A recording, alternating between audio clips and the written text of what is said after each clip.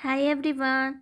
In this quick tutorial, I will show you how to highlight your own text using the Journal app. So just open the app and go to a document where you have written something. I have typed this text here, so I click on it and then we can choose this highlighted T button on the bottom of the page. Click on it and choose the color you would like. Here it is. That's basically it. I hope it will be useful.